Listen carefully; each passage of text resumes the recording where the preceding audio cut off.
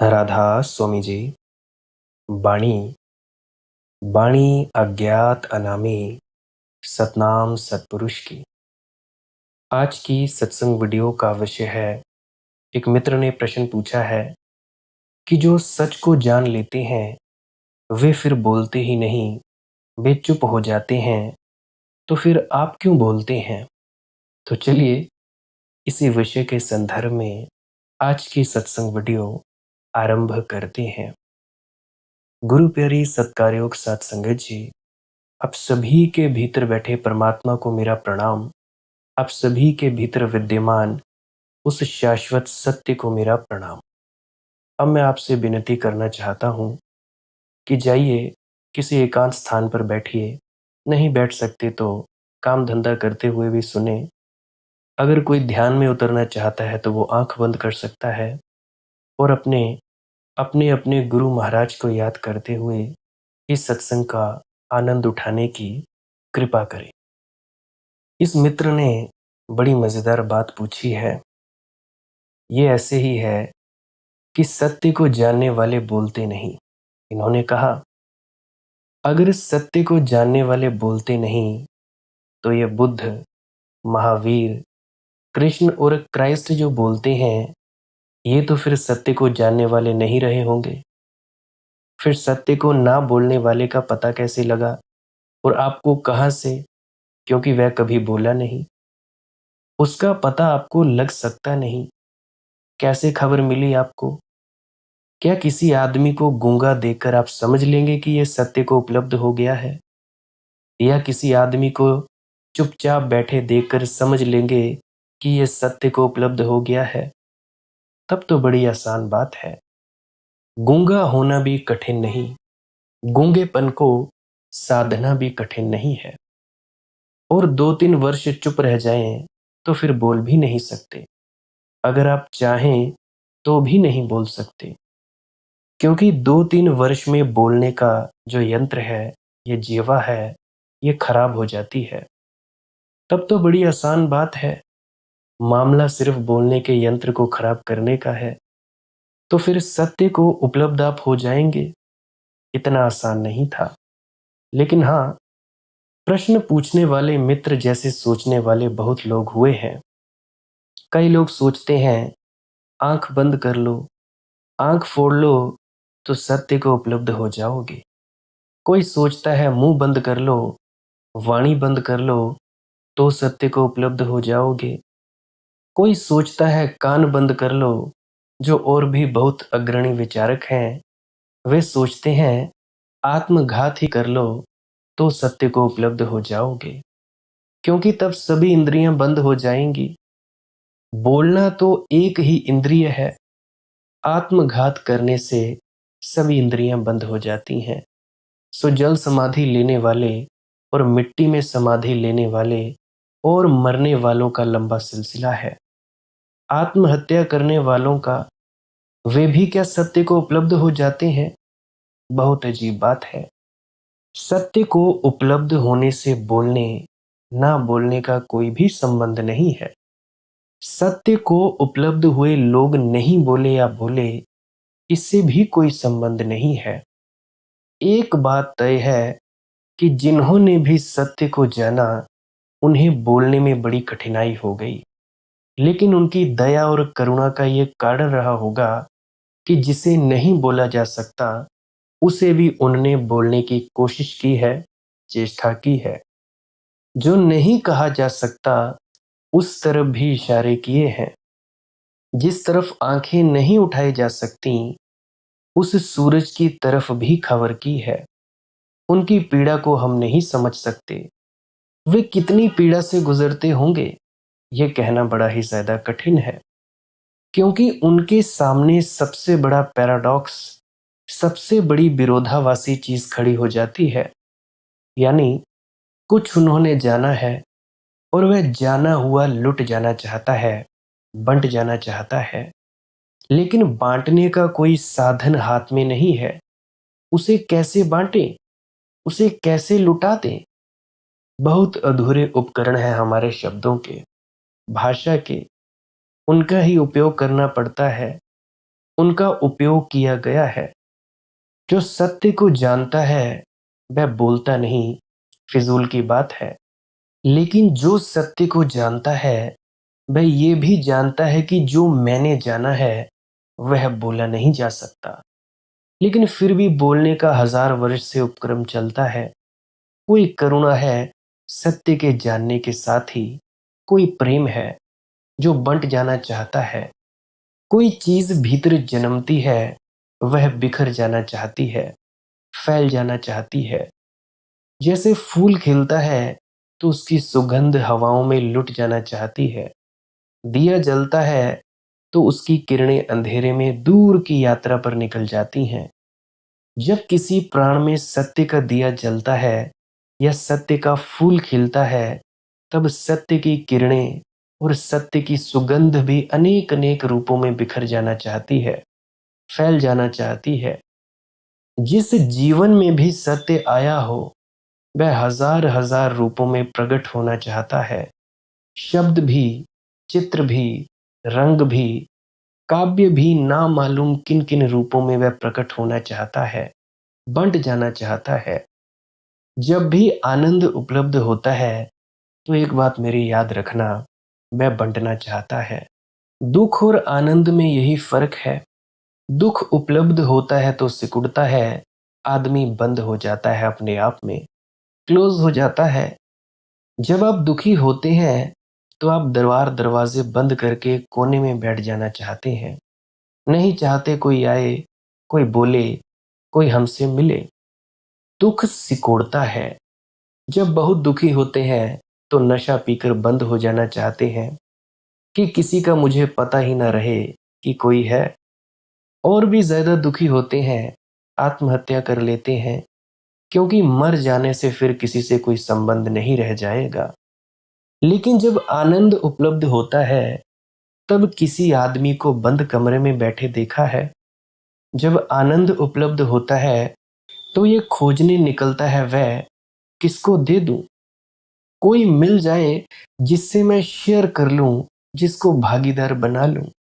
जो लोग जंगल भी भाग गए थे, अगर उनको वहां आनंद मिल गया तो भागकर वापस बस्ती में आ जाते हैं। महावीर जंगल में थे, महात्मा बुद्ध जंगल में थे, फिर लौटकर बस्ती में कैसे आ गए? कौन खींच लाया? आप? मैं? हम तो पहले भी बस्ती में रहते थे, वे बस्ती से भाग गए थे, लौट कैसे आए? कौन ले आया?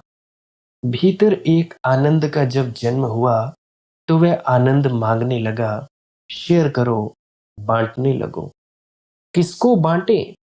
भागे बस्ती की तरफ, जहां लोग थे, वहां जाकर उनको कह देना होगा, वे किरणें उन तक पहुंचा देनी होंगी। महात्मा बुद्ध जिस दिन मरे, सुबह ही हजारों भिक्षु इकट्ठा हो गए। उन्हें प्रेम करने वाले हजारों लोग। बुद्ध ने उनसे कहा कि आज अंतिम क्षण है मेरे जीवन का, अब मैं तुमसे विदा लेता हूं, और इसके पहले कि मैं विदा लूं और विलीन हो जाऊं अनंत में, कुछ तुम्हें पूछना हो पूछ लो। वे सारे भिक्षु, वे सारे उन्हें प्रेम करने वाले लोग, उनकी आंखें आंसुओं से भरी हैं। उन्हें कोई प्रश्न नहीं सूझता। वे कहते हैं, बहुत आपने दिया, बहुत आपने बांटा, कुछ अब हमें और नहीं पूछना, सब आपने बताया है। 3 बार बुद्ध पूछते हैं। फिर जब कोई कुछ नहीं पूछता तो वे उठकर पास में वृक्ष के पीछे चले जाते हैं, ताकि वहां वे शांति से ध्यान में डूबते चले जाएं और ध्यान की अंतिम गहराई में विलीन हो जाएं। वे वहां पीछे चले जाते हैं। जिस गांव के किनारे यह घटना घटती है, उस गांव में सुभद्र नाम का एक व्यक्ति था। बुद्ध उस गांव से 3 बार निकले थे, लेकिन सुभद्र अपनी दुकान में व्यस्त था। उसने सोचा अगली बार आएंगे तब मिल लूंगा, तब दर्शन कर लूंगा, तब सुन लूंगा उनकी बातें। अभी उसे पता चला कि अब अगली बार बुद्ध नहीं आएंगे उस गांव में, अब अंतिम दिन है उनका। वह दुकान बंद करके भागा। इधर वह आया तो उसने पूछा, कहाँ है? मुझे कुछ पूछना है। तो भिक्षु ने कहा, चुप, वे हमसे विदा भी ले चुके और उन्होंने पूछा भी था, लेकिन कोई पूछने वाला नहीं था। अब बड़ी देर हो गई, बहुत ही ज्यादा देर हो गई है। जब वे 3 बार तेरे गांव में आए थे तब तू कहाँ था? उसने कहा, मैं तो वहां था, लेकिन सोचा कि फिर कभी अगली बार। अगर कुआं घर पर आ जाए तो आप भी सोचेंगे अगले दिन प्यास लगेगी तब देखेंगे। पर उसने कहा कि अब तो दोबारा वे नहीं आ सकेंगे। क्या नहीं हो सकता ऐसा कुछ कि मैं उनसे पूछ लूं? 2 शब्द मुझे जानने हैं, सुनने हैं। लेकिन भिक्षुओं ने कहा कि नहीं नहीं, अब ये नहीं हो सकता। लेकिन बुद्ध को यह भनक कान में पड़ गई। वे वृक्ष के पीछे से उठकर आगे आ गए और उन्होंने कहा, सुभद्र, जो भी पूछना हो तो पूछ ले, क्योंकि मेरा नाम पर यह कलंक न रह जाए कि मैं जीवित था और कोई प्यासा आया था और प्यासा वापस लौट गया। इस आदमी को सत्य उपलब्ध नहीं हुआ होगा निश्चित ही, क्योंकि नहीं तो यह आदमी मरते वक्त भी बोलने की इतनी उत्सुकता दिखाता। गलती में रहे हम अब तक कि सोचते थे इस आदमी को सत्य उपलब्ध हो गया। लेकिन सत्य तो उपलब्ध होता है, हजारों लोगों को हुआ है, होगा। वे अपनी अपनी सामर्थ्य से चेष्टा करते हैं उसे बांट देने की। लेकिन जब हम उनके शब्दों को पकड़कर सोच लेते हैं कि सत्य मिल गया, तो भूल हो जाती है। यही शास्त्र पकड़ने की भूल है। महात्मा बुद्ध के वचन को हम पकड़ लें, क्योंकि बुद्ध को सत्य मिला था, तो उनके वचनों को हम पकड़ लें, पूजा करें उन वचनों की, उन वचनों पर टीका टिप्पणी करें, उन वचनों को याद करें, उन वचनों को दोहराते रहें, जीवन इसमें व्यतीत कर दें, तो भूल हो जाती है। तो फिर हम इन्हीं शब्दों में अटके रह जाते हैं, तो फिर हम यहीं उलझ कर रह जाते हैं। अभी जैसे तुम सब लोग बाबा जी महाराज की बातें सुनते हैं, सत्संग सुनते हैं, बस उन शब्दों को ही पकड़ लेते हैं, अमल में कोई नहीं लाता। वैसे तुम लोगों का बाबा जी महाराज से बड़ा प्रेम है, अपने अपने गुरुओं से बड़ा प्रेम है। आह, कितना प्रेम! कोई कह तो दे, अजी हम तो अपने गुरु से बड़ा प्रेम करते हैं। पर जब बात आती है अमल पर, तो अमल के नाम पर तुम्हारा जो स्कोर है वो शून्य नहीं, वो नेगेटिव है। बिल्कुल नेगेटिविटी में। अमल के नाम पर तुम करते क्या हो? बहस बहासी, तर्क वितर्क। अमल नहीं करते, बात नहीं मानते, हुक्म नहीं मानते गुरु का। और फिर कहते हैं कि जी हमारा गुरु बड़ा डाढ़ा है, बहुत ज्यादा है, हमारा गुरु करनी वाला है। अरे दीवानो, तुम सब भी तो करनी को उपलब्ध हो जाओ। करनी करके तुम सब भी तो गुरु जैसी पदवी को प्राप्त कर लो। ये क्या बात हुई कि तुम्हारा गुरु तुम्हें उपदेश करता फिरे और तुम लोगों में से एक भी व्यक्ति सत्य को उपलब्ध ना हो? तब तो फिर तुम्हारे गुरु में गलती या तुम में गलती। क्या तुम सब सोचते हो कि तुम सब अपने गुरु के हुक्म की पालना ना कर कर अपने गुरु की इज्जत बढ़ाते हो या अपने गुरु की बेइज्जती करते हो? तुम जरा सोचो, खुद सोच विचार किया करो। ऐसे ही नहीं कि गुरु के शब्द याद कर लिए, 4 किताबें पढ़ ली, शास्त्र पढ़ लिए, किसी से तर्क वितर्क करने लगे, कोई तुम्हारी बातों का जवाब ना दे, तो इससे क्या तुम सोचते हो कि तुम पहुंच गए? बिल्कुल नहीं। तुम सब अभी निपट मूड और अज्ञानी हो, अगर ऐसी सब बातें करते हो। अगर तुम सब गुरु के द्वारा बताई गई बातों को अमल में लाते हो, वैसी जिंदगी जीते हो, सच में अपने भीतर उतारते हो उनके वचनों को, फिर बात बनती है। नहीं तो काहे के गुरु, काहे के तुम लोग चेले। जैसा था पहला वैसा ही होता है तुम्हारी जिंदगियों में। जैसे आते हो वैसे ही जीते हो और वैसे ही चले जाते हो। पशु समान आते हो, पशु समान जिंदगी जीते हो, बच्चे पैदा करते हो, काम धंधा करते हो और पशुओं की तरह ही मर जाते हो। हालांकि तुम लोगों को आदमी होना चाहिए था, मनुष्य होना चाहिए था।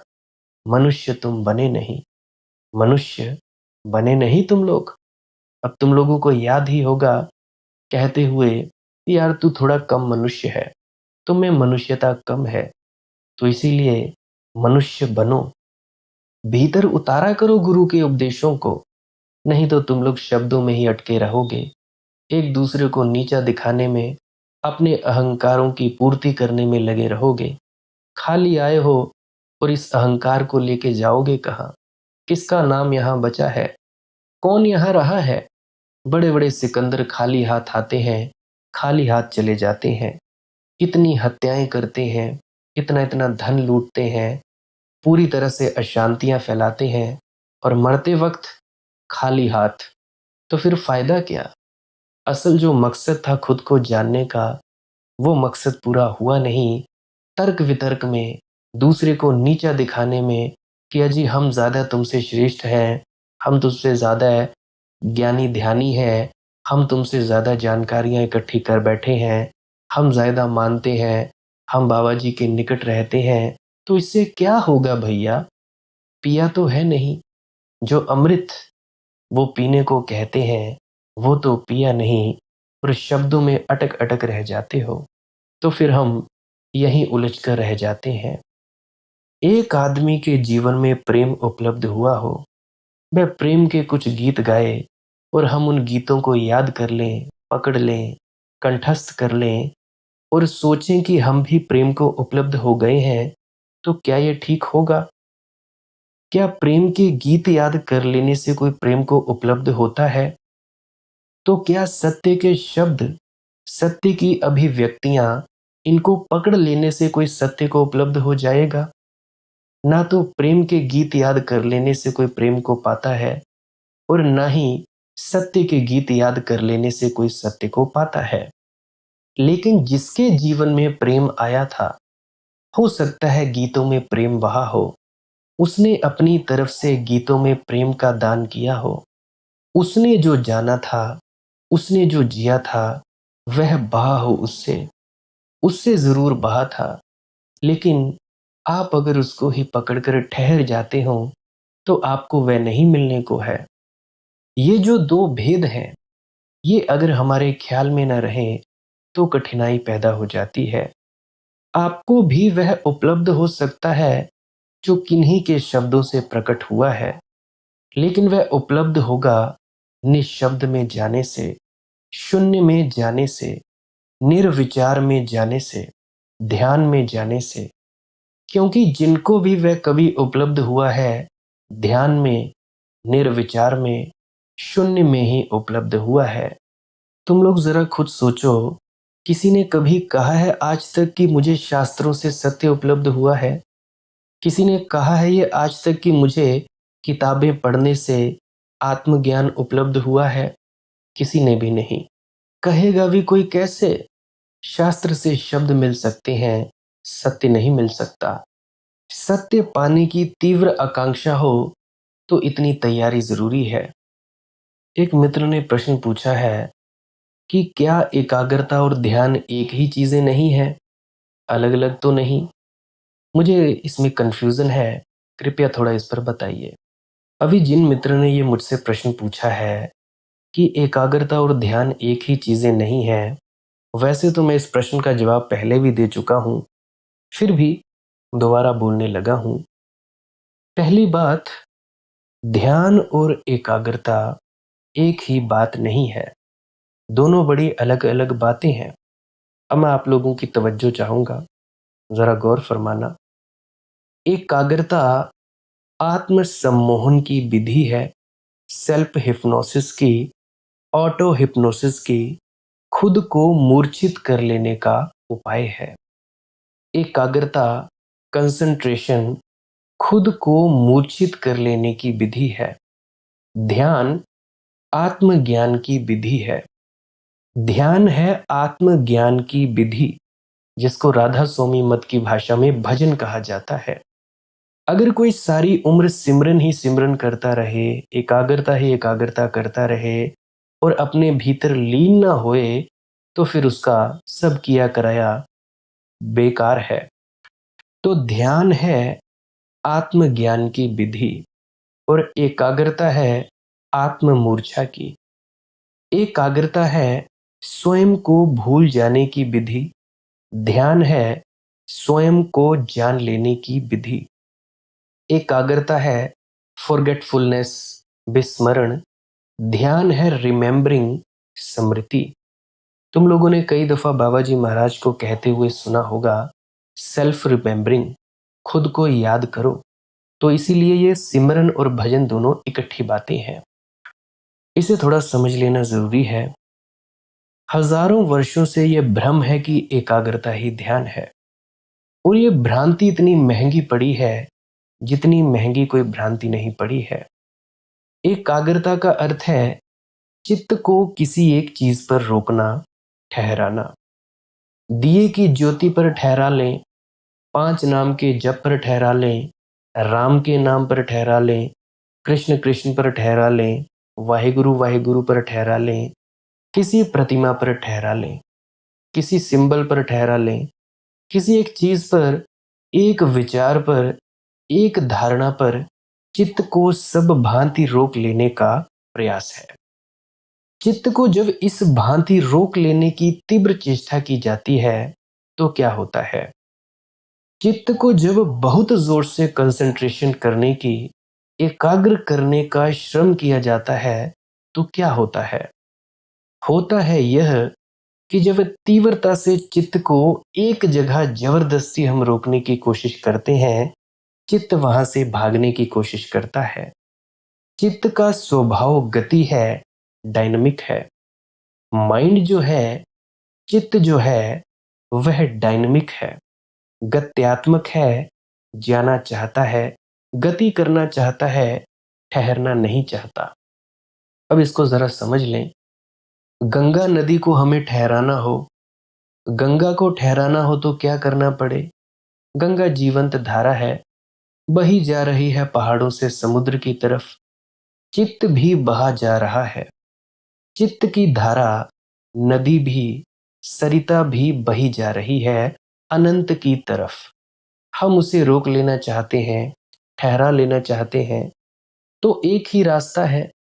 वह रास्ता ये है कि गंगा का पानी जमकर बर्फ हो जाए तो गंगा ठहर जाएगी वहीं के वहीं जहां है। तो वह जो डायनामिक गंगा है वह रुक जाएगी। वह जो चलती गंगा है वह ठहर जाएगी, बर्फ हो जाएगी, तो जहां के तहां ठहरी रह जाएगी। साइबेरिया में या ठंडे स्थानों में नदियां जम जाती हैं। जम जाए गंगा तो ठहर सकती है, नहीं तो नहीं ठहर सकती। चित्त की धारा भी जम जाए, बर्फ बन जाए तो ठहर सकती है, नहीं तो नहीं ठहर सकती। जगत में चित्त प्रवाहमान है, वह जाता है। तो चित्त का बर्फ हो जाना कंसंट्रेशन हो सकता है। और चित्त बर्फ कब होता है, ठहरता कब है? जब नींद में चला जाता है, जब मूर्छा में चला जाता है, तब ठहर जाता है। फिर उसमें कोई गति नहीं होती। एक बेहोश आदमी के चित्त में कोई गति नहीं होती। तो अगर बहुत तीव्र हम कोशिश करें चित्त को ठहराने की कोशिश करते जाएं, पहले चित्त उपाय करेगा भागने का, फिर हम नहीं माने, प्रयास जारी रखें, तो एक रास्ता रह जाएगा चित्त के सामने कि वह सो जाए। सोते से ठहर जाए, मूर्छा आ जाए, हिप्नोसिस, नींद आ जाए, सम्मोहित हो जाए तो ठहर जाएगा। अब जैसा तुम सब सिमरन के शब्दों का जाप करते हो, चित्त ठहर जाता है और नींद आने लगती है। निश्चित ही इस ठहरने में फिर दुख का कोई पता नहीं चलेगा, क्योंकि जब चित्त मूर्छित है तो पता किसको चले? अब तो हिप्नोसिस के द्वारा, सम्मोहन के द्वारा ऑपरेशन भी होते हैं, आपको ज्ञात होगा। अब तो यूरोप और अमेरिका के बड़े बड़े हॉस्पिटल्स में एक हिप्नोटिस्ट एक सम्मोहन भी रखते हैं, और बड़े सफल हुए प्रयोग। एक आदमी को बेहोश कर देते हैं कंसंट्रेशन के द्वारा, एकाग्रता के द्वारा। उस आदमी को कहते हैं अपनी आंख को इस प्रकाश पर लगाओ। वह एक 5 मिनट तक आंख को प्रकाश पर देखता रहता है। फिर सारा चित्त उसका धीरे धीरे धीरे जमता जाता है और मूर्छित हो जाता है। जब वह मूर्छित हो जाता है तो उसे कह देते हैं कि मूर्छित होती अवस्था में कि अब तुम आधे घंटे के लिए मूर्छित हो गए। आधे घंटे तक उसका चित्त फ्रोजन, जमा हुआ रह जाएगा। अब उसका पैर काट डालो, उसे पता नहीं चलेगा। उसका ऑपरेशन कर दो, उसे पता नहीं चलेगा। तो एनेस्थीसिया के, बेहोश करने वाली दवाओं का उपयोग अब वैज्ञानिक कहते हैं बहुत जरूरी नहीं है। जैसे जैसे हिप्नोटिज्म की हमारी सामर्थ्य, समझ बढ़ती जाएगी, वैसे वैसे आदमी को बेहोश केवल एकाग्रता के द्वारा किया जा सकता है। फिर ऑपरेशन करना बहुत आसान है, क्योंकि वह आदमी मूर्छित है, उसे पता भी नहीं कि क्या हो रहा है, हाथ पैर काटा जा रहा है या क्या किया जा रहा है। अभी हाल ही में मैं एक वीडियो देखता था, मेरी पत्नी मुझे दिखा रही थी। एक स्त्री हैं, वो शब्द गा रही थी, अच्युतम केशवम कृष्ण दामोदरम राम नारायणम, ऐसे कोई श्री कृष्ण जी का शब्द गा रही थी। और उसके नीचे डॉक्टर्स ऑपरेशन कर रहे थे। यानी उसका ख्याल इतना एकाग्र हो चुका था इस भजन में कि उसको अपने निचले शरीर का पता ही नहीं चल रहा था। तो ये जो स्थिति है, ये आनंद की स्थिति नहीं है, यह आत्म विस्मरण की स्थिति है। इसको ही कोई आनंद समझ लेगा तो भूल में पड़ जाता है। अगर सिमरन ही सिमरन कर लेने से तुम लोगों का फायदा होता, तो तुम्हारे गुरुदेव, मेरे गुरुदेव हमें शब्द धुन सुनने का तरीका और साधन नहीं बताते। वो कहते हैं ना, गुरु मिले जो धुन का भेदी, जप ही जप नहीं शब्द धुन, धुन सुनकर मन समझाई, कोट जतन से ये नहीं माने, धुन सुनकर मन समझाई। तो इसीलिए हमें धुन सुनने का जो तरीका बताया जाता है। नहीं तो सदगुरु कोई बेवकूफ थोड़े ना है या उनका दिमाग खराब हुआ पड़ा है कि आपको बताएं। तो आप लोग यार पूरा पूरा हुक्म माना करो। आधा अधूरा हुक्म मानते हो और फिर रोते चिल्लाते हो कि जी बात नहीं बनी, ऐसा नहीं हुआ जी, वैसा नहीं हुआ। फिर क्यों रोते पीटते हो बाबा जी महाराज के सामने? काहे को? क्या जरूरत है फिर? अगर पूरा हुक्म नहीं माना, डॉक्टर के द्वारा दी गई दवाई नहीं खाई, शब्द धुन नहीं सुनी, फिर क्या फायदा? फिर तो भाई तुम लोगों में ही दिक्कत है। तो इसी भांति नाम जप का परिणाम होता है। एकाग्रता का जो परिणाम है, वही नाम जप का भी परिणाम है। एक ही शब्द को बार बार दोहराने से चित्त में ऊब पैदा होती है, बोर्डम पैदा होती है, और ऊब की वजह से नींद पैदा होती है। तो चाहे एकाग्रता से नींद ले आए और चाहे ऊब से, अगर आप यहाँ ऊब जाएं मेरी बातों से, तो आप पाएंगे आपको नींद आनी शुरू हो गई। बोर्डम नींद ले आती है, इसीलिए मंदिरों में लोग अक्सर सोए हुए नजर आते हैं। धर्म सभाओं में लोग सोए हुए मिलेंगे। तुम लोग जाओ ब्यास में, जैसे ही बाबा जी महाराज सत्संग शुरू करते हैं, लोग सो जाते हैं, क्योंकि वही बातें, वही राम की कथा बहुत बार सुनी जा चुकी है। उससे ऊब पैदा होती है, ऊब पैदा होने से नींद आ जाती है। तो राम राम राम राम राम, या राधे राधे राधे राधे राधे, या वाहिगुरु वाहिगुरु वाहिगुरु कोई जपता रहे तो ऊब पैदा होती है। अब जैसे आप लोग 5 नाम के जप करते हो, इससे भी ऊब पैदा होती है। मुझे एक घटना याद आती है। एक आदमी पर अदालत में मुकदमा चला।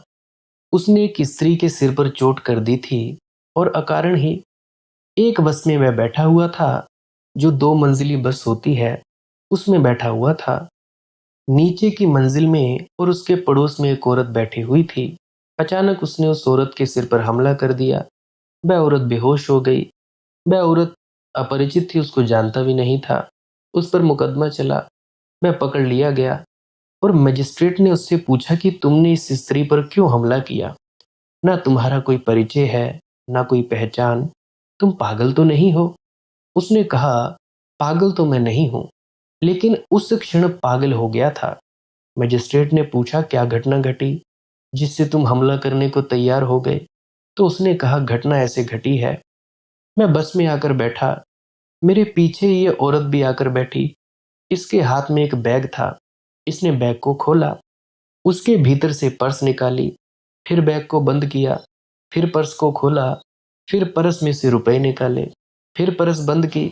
कंडक्टर आ रहा था, लेकिन कंडक्टर दूसरे ग्राहक के पास चला गया।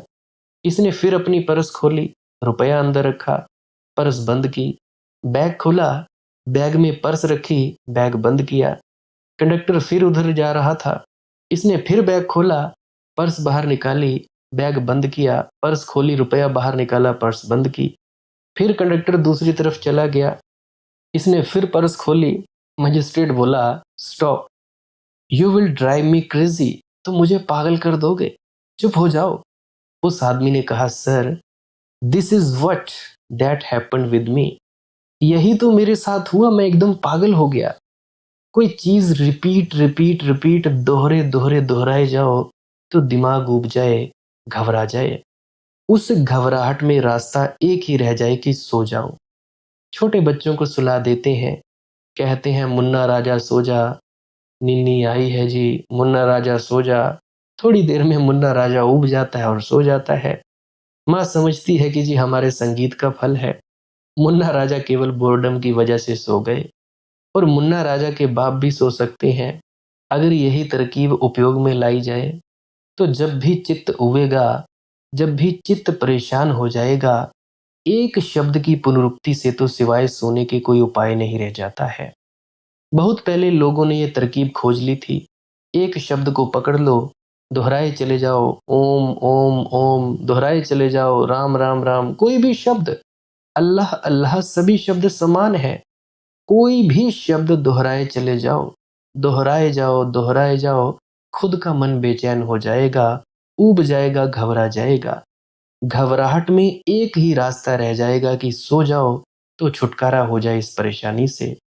इस रिपीटिशन से मुक्ति का एक ही रास्ता है। कोई दूसरा कर रहा हो तो आप भागकर चले जाएं, कहीं खुद ही कर रहे हैं तो भागेंगे कहाँ।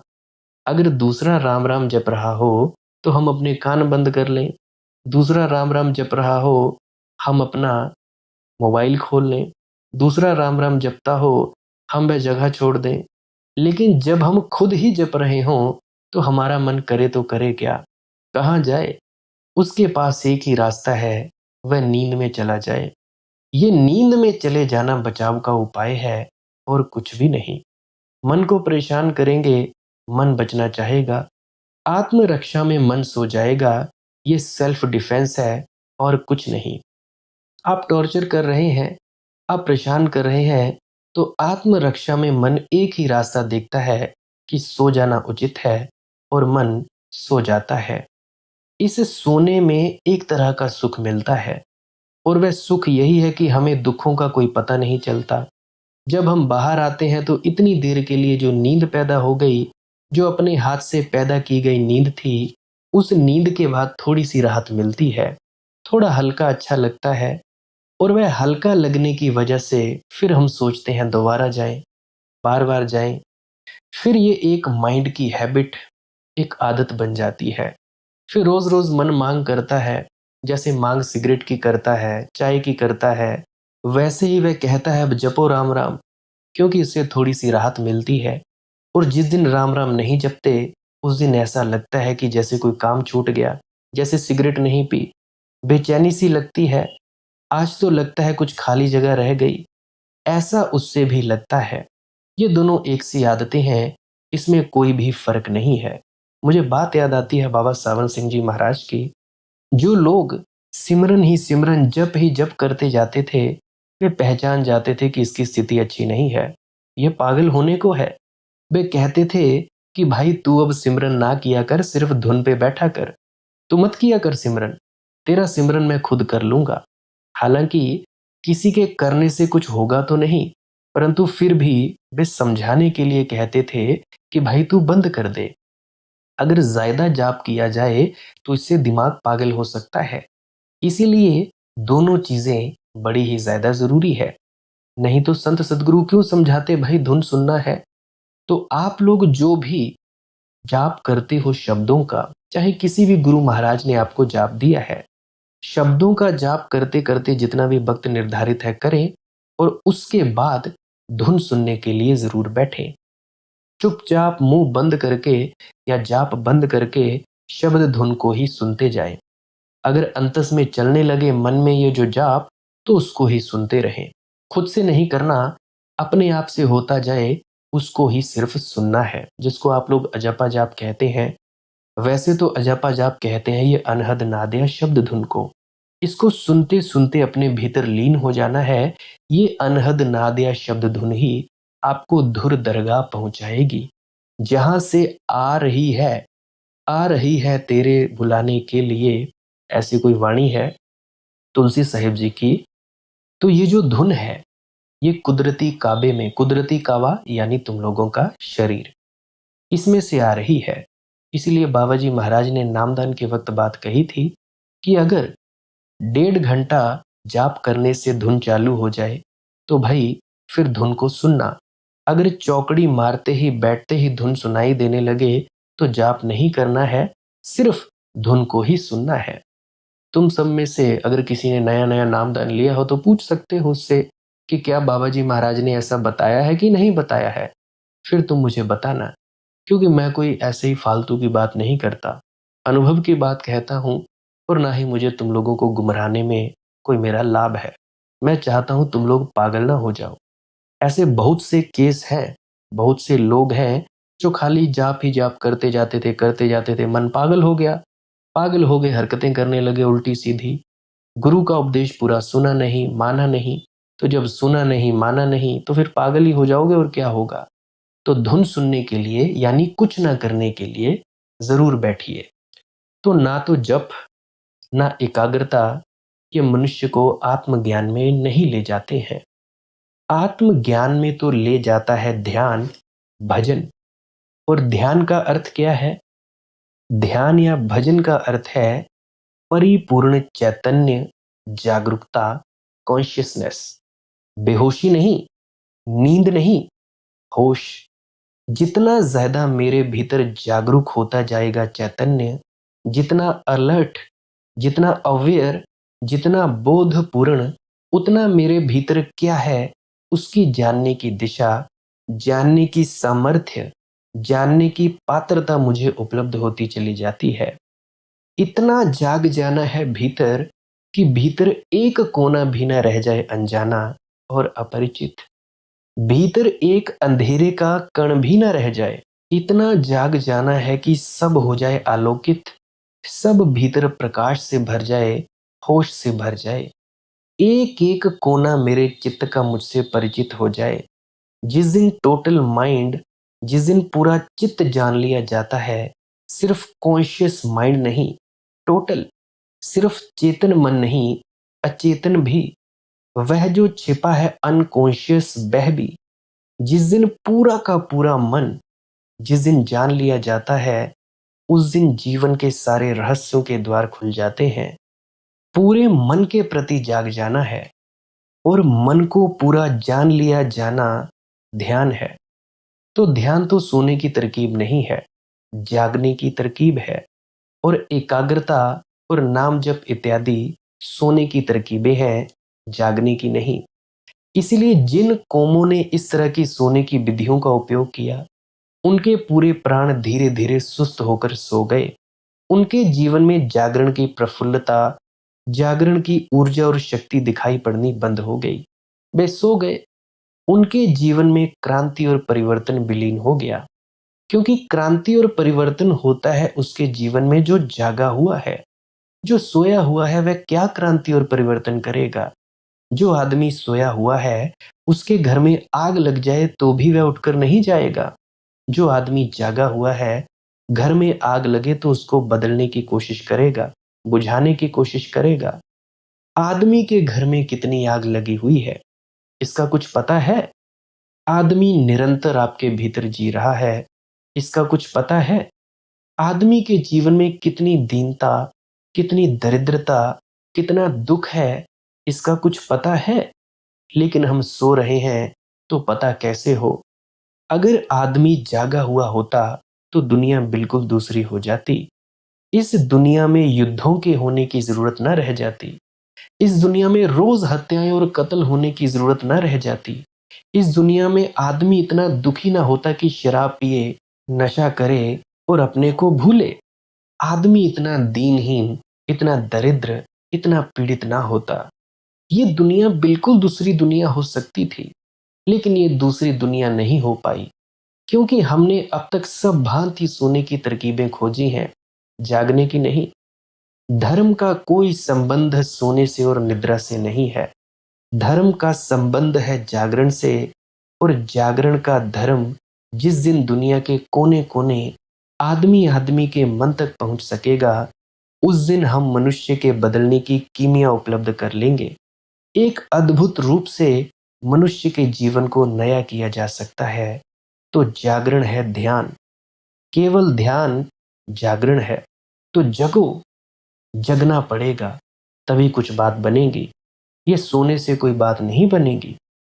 एक और मित्र ने प्रश्न पूछा है कि आपकी बहुत सी बातें अनेक शास्त्रों से मिलती जुलती मालूम पड़ती हैं, कई संतों से मिलती जुलती मालूम पड़ती हैं।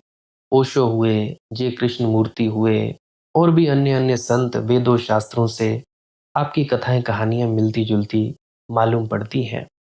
देखो भाई, जो सत्य कहा जा सकता है वो पहले ही कहा जा चुका है।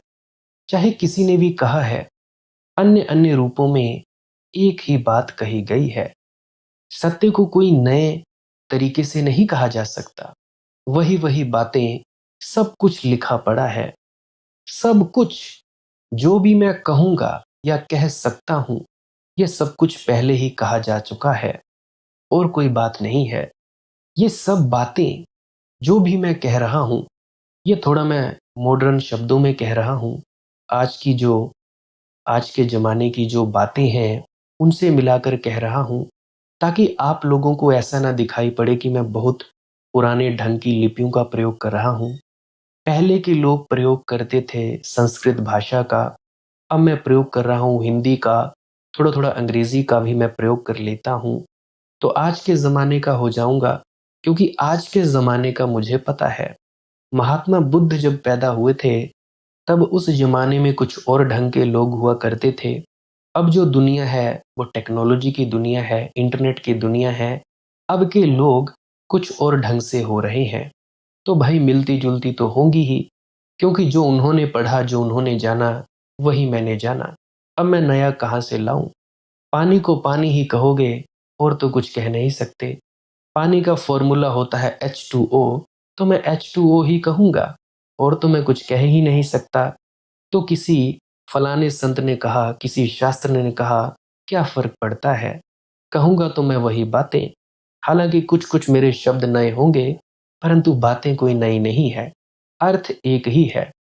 और मैं मेरे मित्र आपसे एक बात कहना चाहता हूँ, ना आप मुझे समझ रहे हैं, ना शास्त्रों को समझ रहे हैं, ना किसी अन्य संत की बातों को समझ रहे हैं। मेल-जोल भी बिठलाने की कोशिश कर रहे हैं कि किससे मिलती है बात और किससे नहीं। ये कंपैरिज़न, ये तुलना करने की भी ज़रूरत क्या है?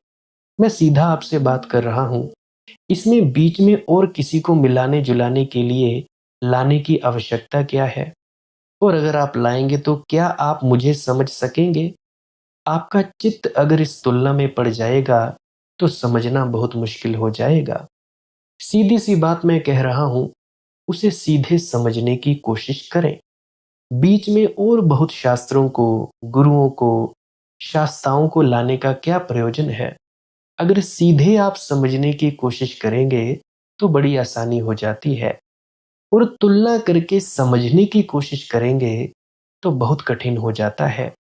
क्योंकि शब्दों की ही तो तुलना करेंगे, और शब्दों की तुलना से इतनी भ्रांतियाँ पैदा हुई हैं, जिसका कोई हिसाब नहीं है। क्योंकि पहले तो जो मैं कहना चाहता हूँ, वही शब्द में आधा मर जाता है। फिर आप जो समझना चाहते हैं, अगर तैयार हैं किसी शास्त्र के माध्यम से समझने को, तो जो आधा बचता है, उसकी हत्या आप कर देते हैं। फिर शब्द बिल्कुल थोथा, चली हुई कारतूस की तरह आपके पास पहुँचता है, जिसके पास कोई प्राण नहीं रह जाते। समझने की कोशिश सीधी होनी चाहिए। अब आप लोग एक गुलाब के फूल को देखते हैं, तो आप ज़माने भर के गुलाब के फूलों से तुलना करते हैं, तब उसको देखेंगे या सीधा देखेंगे? और क्या एक गुलाब के फूल की तुलना किसी भी दूसरे गुलाब के फूल से की जा सकती है? कोई ज़रूरत भी नहीं है, संभावना भी नहीं है। हर गुलाब का फूल अपनी तरह का फूल है, अनूठा है, अद्वितीय है, बेजोड़ है। छोटा सही, बड़ा सही, कैसा भी सही, वह अपनी तरह का है। उसे आप दूसरे गुलाब के फूल से कैसे तौलिएगा? और तौलने में एक बात तय है, इस गुलाब के फूल को देखने से आप वंचित रह जाएंगे। आज रात आकाश में तारे निकलेंगे, इसको तौलिए पिछली रातों के तारों से, और इसमें आप भूल जाइएगा, भटक जाइएगा, और फिर इस रात के तारे आपको दिखाई नहीं पड़ेंगे। रोज चांद निकलता है, रोज सूरज निकलता है, हम रोज तोलते हैं हर चीज को। एक मित्र आए, उन्होंने कहा कि यहाँ तो वृक्ष बहुत अच्छे हैं, लेकिन एक और हिल स्टेशन है, वहाँ के और भी अच्छे हैं।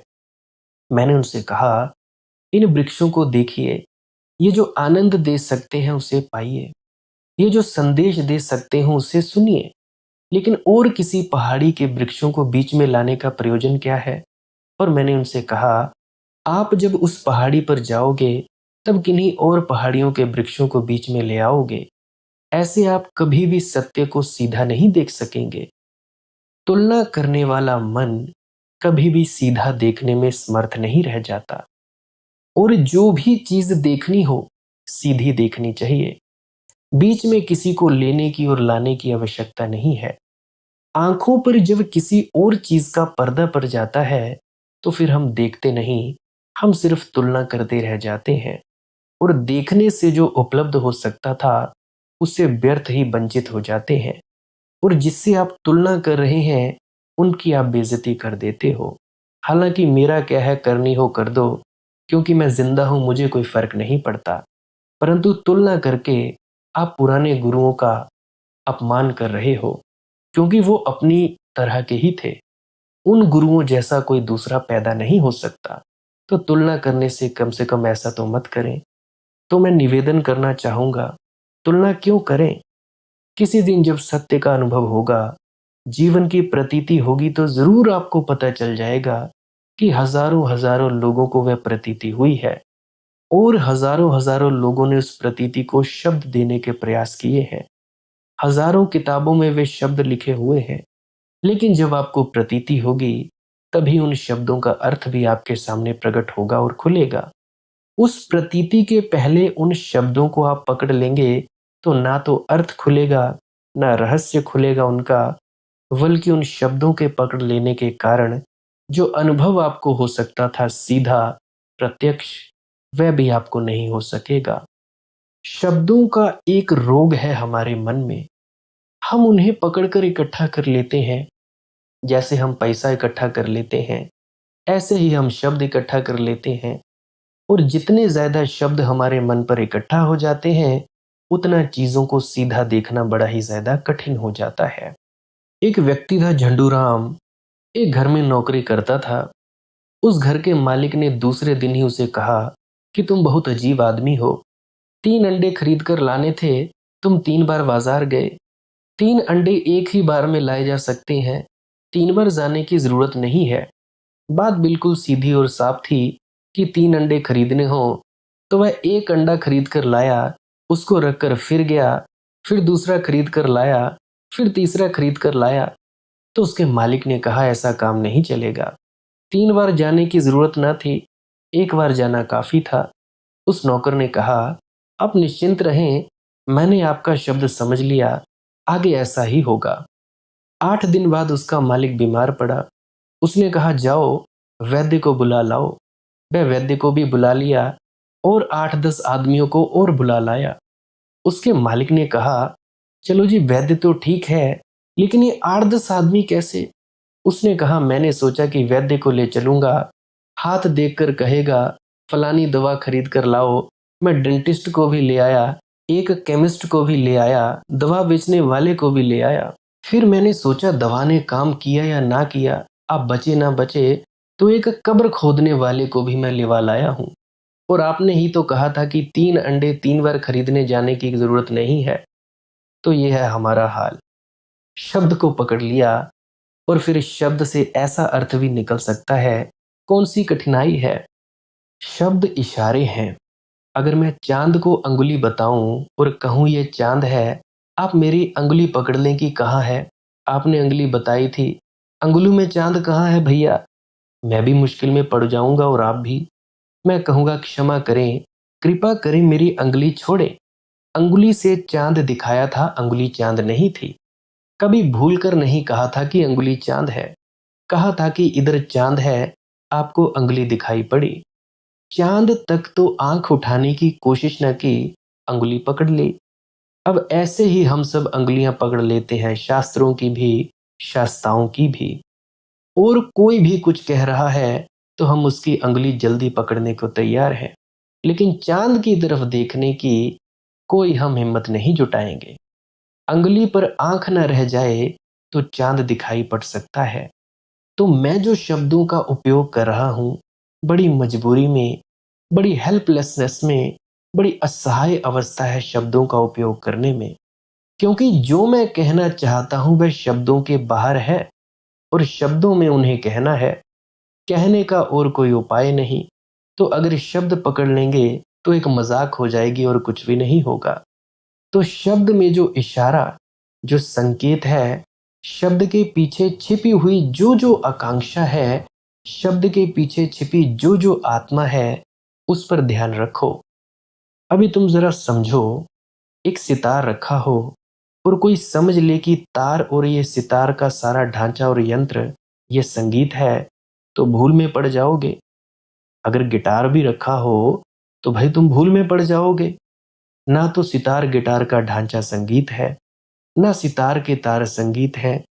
ढांचा और तार तो केवल एक इशारा बन जाते हैं किसी और चीज को जन्मने के लिए। संगीत कुछ और ही है।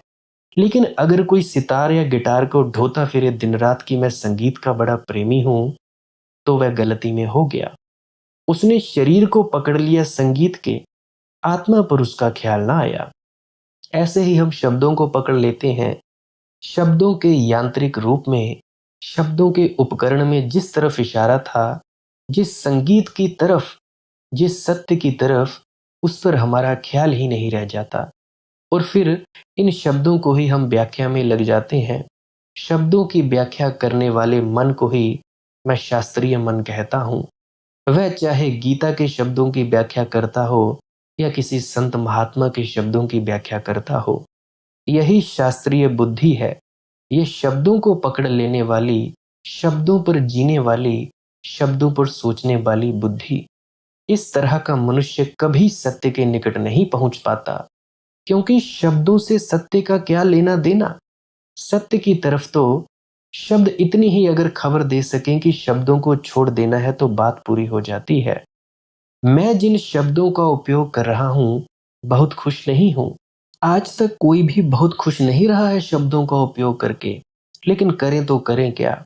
अगर मैं तुम लोगों को बोलूं कि चुप हो जाओ, तो चुप हो जाने के बोलने के लिए भी मुझे बोलना पड़ेगा कि जी चुप हो जाओ। आज के लिए बस इतना ही।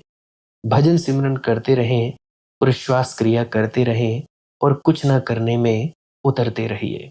मुझे संत कबीर साहब जी का एक भजन याद आ रहा है। सुनता नहीं धुन की खबर, अनहद का बाजा बाजता।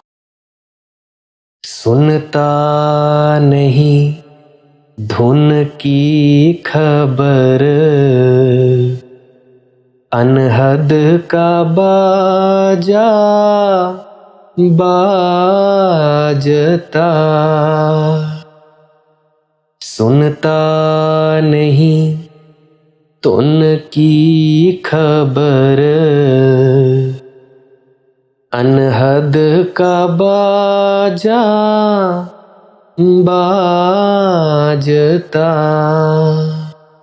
रस मंद मंदर बाजता, बाहर सुने तो क्या हुआ।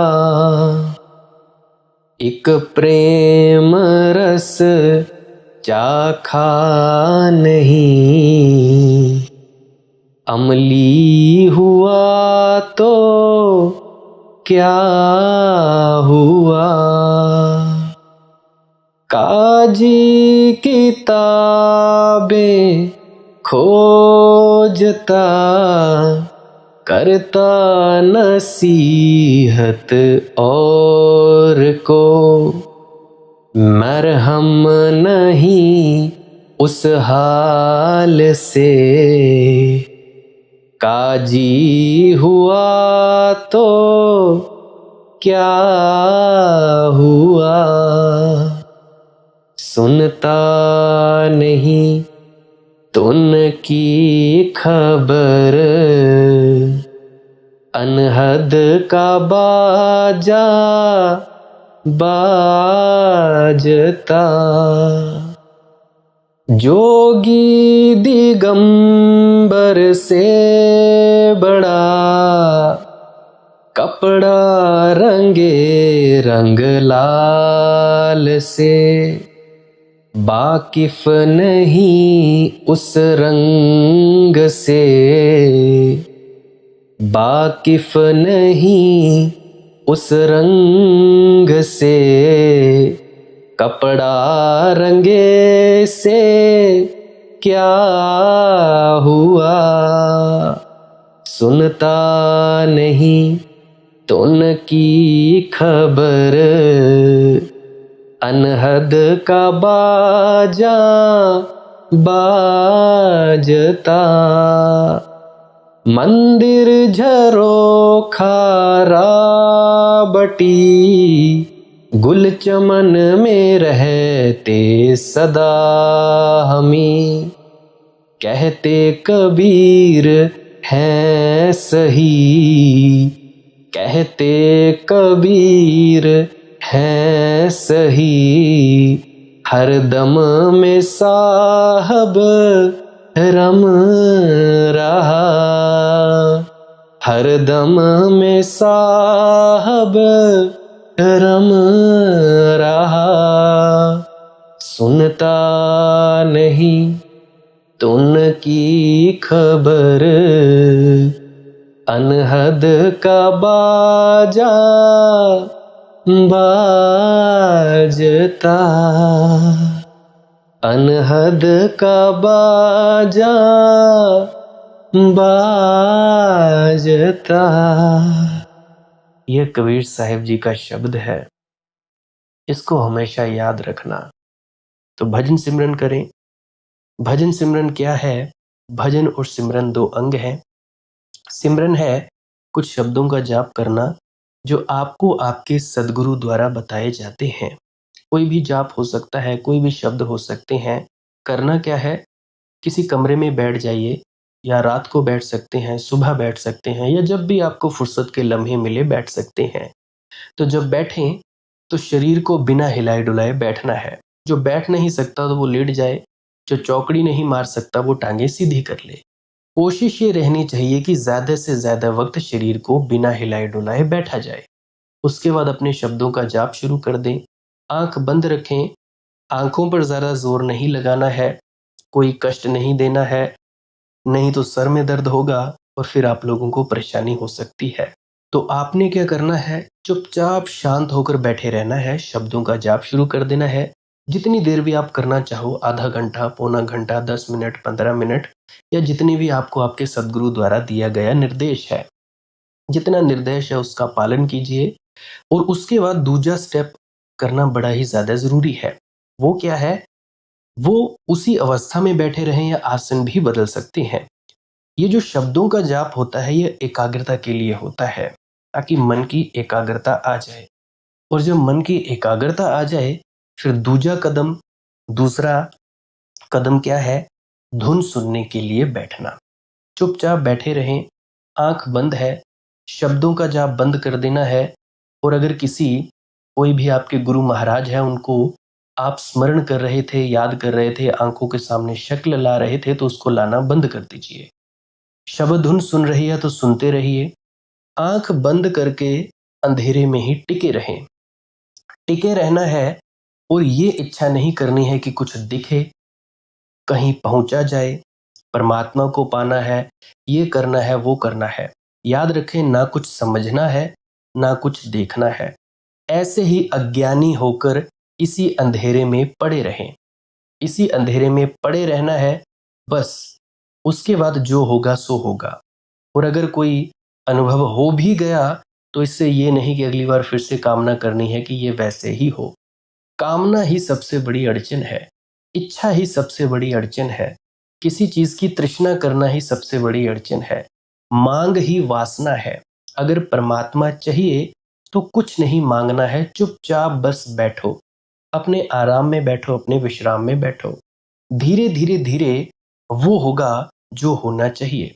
अगर मैं ज़्यादा बोलूँगा तो आप लोग फिर से उसकी कल्पना कर लोगे कि जी ऐसा होता है, खंड ब्रह्मांड ऐसे होते हैं, चाँद तारे दिखेंगे, फलाना-ढिकाना, तो मैं ऐसा नहीं कहूँगा। मैं बस इतना कहूँगा, जो कुछ दिखता है, कुछ भी दिख जाए, वो मन है, वो माया है। जो नहीं दिखता, वही आत्मा है, वही आत्मा में होना है। अब जैसा कि तुम लोग इसी अंधेरे में टिके रहोगे, टिके रहोगे, टिके रहोगे, तो कुछ दिनों के बाद या महीनों के बाद एक प्रकाश आएगा। वो प्रकाश पूरे शरीर में फैलता जाएगा और धीरे-धीरे तुम इस प्रकाश के सहारे अपने आप में स्थित होगे।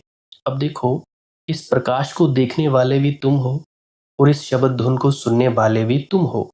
अब जो ये शब्द धुन को सुनता है और प्रकाश को देखता है, ये तुम हो। तो अपने आप में स्थित होना है, अपने आप को जानना ही सच्चा आत्मज्ञान है।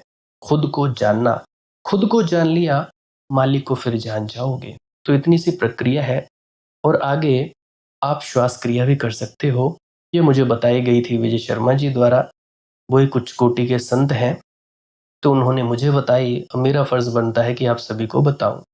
वैसे तो मैं रोज रोज बताता हूँ, फिर भी आज फिर से बता रहा हूँ। श्वास क्रिया क्या है?